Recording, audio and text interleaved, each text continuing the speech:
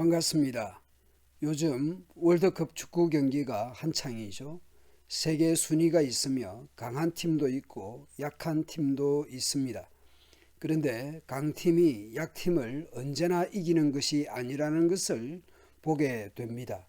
오늘 본문에서도 그와 비슷한 것을 말씀합니다. 어떤 규칙이 있어서 규칙대로 하면 성공할 가능성은 높아지겠지만 그렇다고 항상 그렇게 되는 것도 아니고 불행을 피해가는 것도 아니라는 것을 현실에서는 종종 보게 되는 것이죠. 전도자 코헬렛은 또 세상을 관찰하고 연구합니다. 발이 빠른 자라고 해서 경주에서 이기는 것이 아니더라. 발이 더 빠른데 달리기 경주에서 늘 1등 하지는 않죠. 어제 1등 했다고 오늘 또 1등 하라는 법도 없습니다. 강한 자라고 해서 전쟁에서 이기는 것도 아니더라. 국가 간 전쟁에서도 강대국이라고 해서 언제나 승리하는 것도 아닙니다. 지혜자라고 해서 음식이 생기는 것도 아니고 슬기롭다고 해서 재물이 더해지는 것도 아니며 재주가 있다고 해서 은총을 얻는 것도 아니더라. 이는 모든 이에게 때와 기회가 동일하게 찾아오기 때문이다. 문제는 아무도 자기 때를 알지 못한다는 것입니다. 앞으로 자신에게 무슨 일이 닥칠지 전혀 알지 못합니다.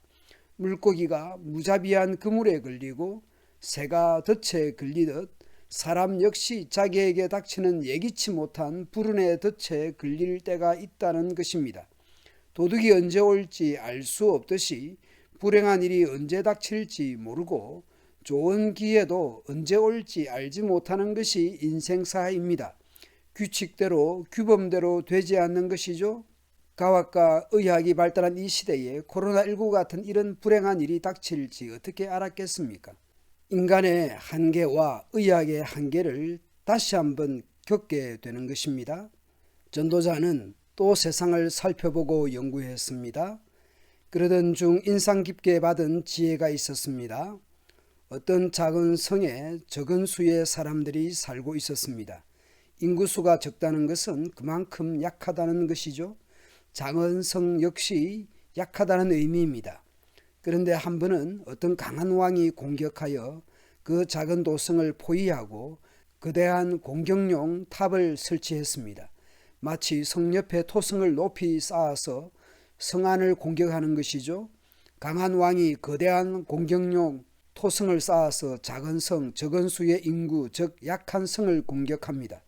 규범적으로 보면 강한 것이 약한 것을 이겨 먹을 수밖에 없습니다.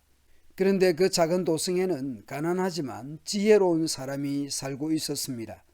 바로 그 사람이 그의 지혜로 그 도성을 구원하게 됩니다. 강한 것이 약한 것을 이기는 것이 당연한 것입니다. 그러나 지혜가 그것을 반전시키는 것이죠. 기대하고 바라는 대로 되지 않고 지혜를 통해 약한 것이 강한 것을 이겨냅니다. 전도자 코헬렛은 약한 것보다는 강한 것이, 강한 것보다는 지혜가 더 중요하다는 것을 실제로 본 것이죠. 그런데도 이 가난한 사람을 기억해 주는 사람이 없었다는 것입니다. 왜 기억해 주지 않았을까요? 그가 가난했기 때문일 것입니다. 힘과 권세를 가진 사람이 지혜로우면 인정해 주었을지 모릅니다. 가난하기 때문에 칭송하지 않습니다.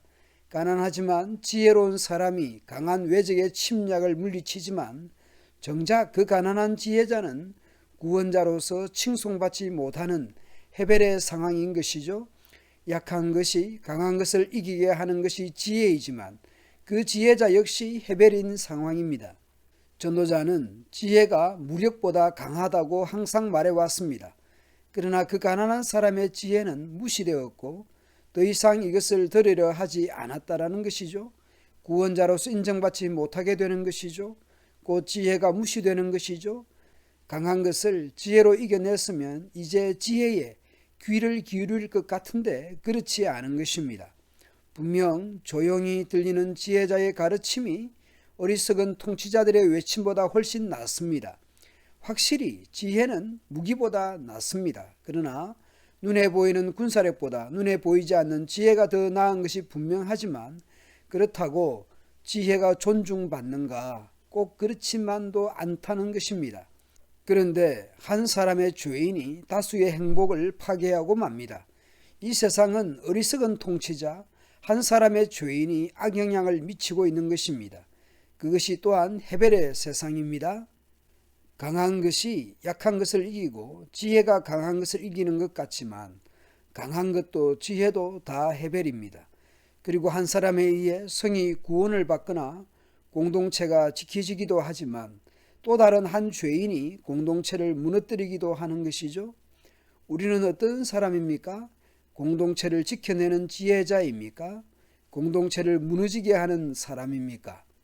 가정, 교회, 사회 공동체 안에서 긍정적인 역할을 하는 사람으로 살고 있습니까?